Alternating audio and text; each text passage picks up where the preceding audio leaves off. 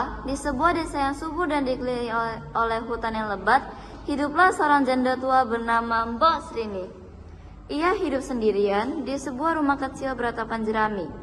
Meski hidup sederhana, tetapi Mbok Srini selalu merasa kesepian karena ia tidak memiliki seorang anak.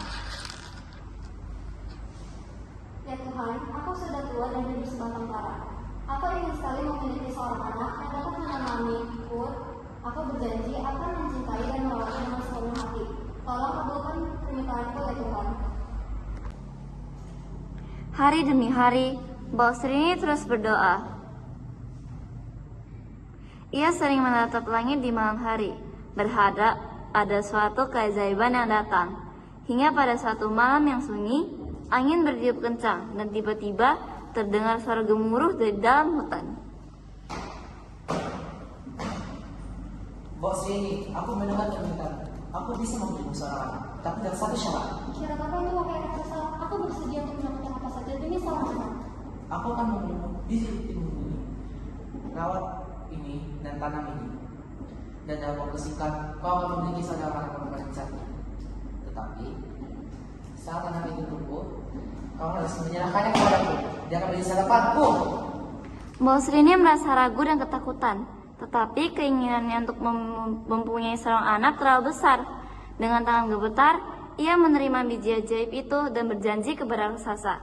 Baiklah, aku berjanji akan memberikan anak ini kepadamu.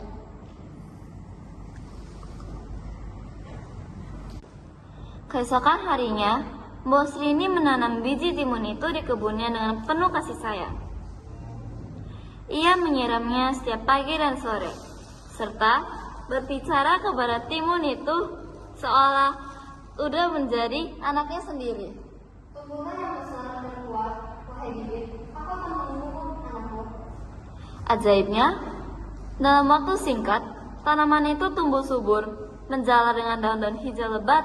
Di antara dedaunan, muncul sebuah timun berwarna kemasan yang terus membesar dari hari ke hari.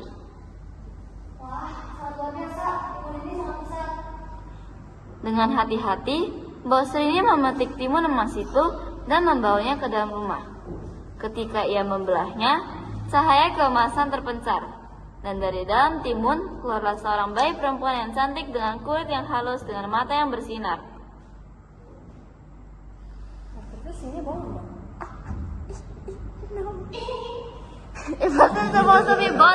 Dengan hati-hati, Mbok Srini memetik timun emas itu dan membawanya ke dalam rumah. Ketika ia membelahnya, cahaya kemasan terpencar, dan dari dalam timun keluarlah seorang bayi perempuan yang cantik dengan kulit yang halus, dengan mata yang bersinar. Aku akan menamakanmu timun emas. Tahun demi tahun telah berlalu. Timun emas tumbuh menjadi gadis yang cantik, baik hati, dan penuh kasih. Ia menyayangi Mbok Srini dan membantu ibu yang bekerja di ladang setiap hari. Ibu, kamu sudah bekerja terlalu keras. Sana istirahat saja. Aku yang memetik sayuran hari ini. Terima kasih Ratu, kamu merawat yang baik.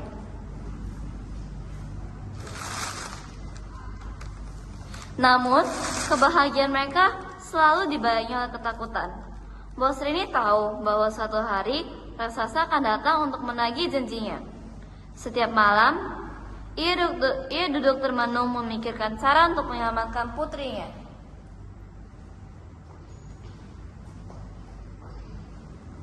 Namun, kebahagiaan mereka selalu dibayangi oleh ketakutan. Mbok Srini tahu bahwa suatu hari raksasa akan datang untuk menagih janjinya. Setiap malam, ia duduk termenung memikirkan cara untuk menyelamatkan putrinya.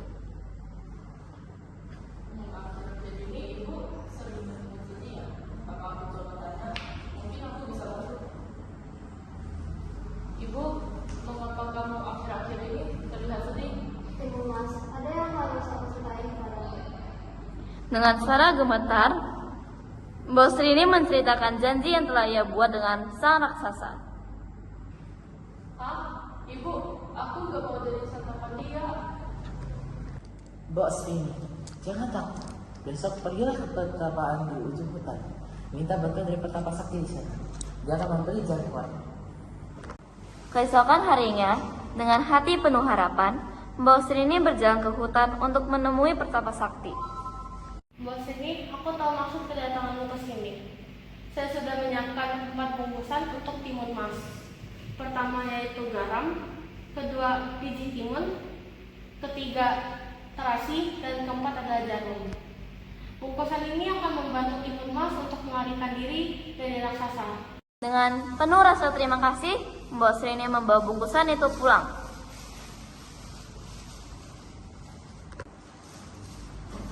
Timun mas, gunakan ibu baik-baik. Jika raksasa datang, lakukan secepat mungkin dan gunakan benar-benar itu untuk melarikan diri. Keesokan harinya, bumi bergetar. Raksasa datang dengan suara menggelegar. Bos ini, mana timun mas? Aku datang untuk menagih janjimu. Ibu, aku harus pergi sekarang. Dengan air mata berlinang, Mbok Srini melepaskan timun mas yang segera berlari ke hutan. Raksasa mengejarnya dengan langkah-langkah besar. Aku harus selamat. Saat raksasa hampir menangkapnya, timun mas melemparkan biji timun. Dalam sekejap, biji itu tumbuh menjadi hutan timun yang lebat, membuat raksasa terhambat. Hah, apa ini? Timun mas terus berlari. Ketika raksasa kembali mendekat, ia melemparkan jarum yang berubah menjadi hutan bambu berduri tajam. Tuh, kakiku, terluka. Timun mas, jangan pikir kamu bisa lolos dariku. Kamu mungkin melambatku, tapi aku akan menangkapmu. Hahaha, kamu tidak bisa lari selamanya. Tidak, aku tidak bisa tertangkap. Ibu, aku harus bertahan. Kamu kaki ini. Aku harap ini cukup untuk menyelamatkanku.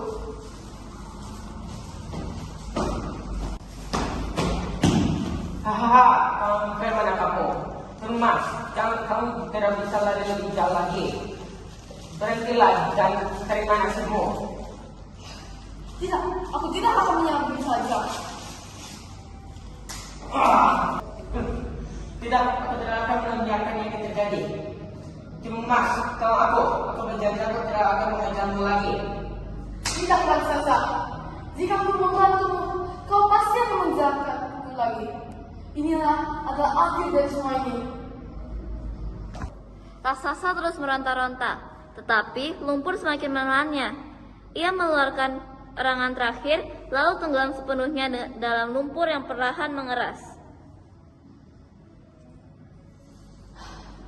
Aku berhasil. Aku akhirnya berhasil. Ibu, aku berhasil. Raksasa itu sudah tiada. Kita bisa hidup tenang sekarang. Kau sangat kuat anakku, aku sangat bangga padamu. Keberanianmu dan keteguhan hatimu telah menyelamatkan kita berdua. Terima kasih, Ibu. Tanpa petunjukmu, saya tidak akan bertahan sampai sekarang. Di bawah sinar matahari sore, Timun Mas dan ibunya saling berpelukan dengan penuh kebahagiaan.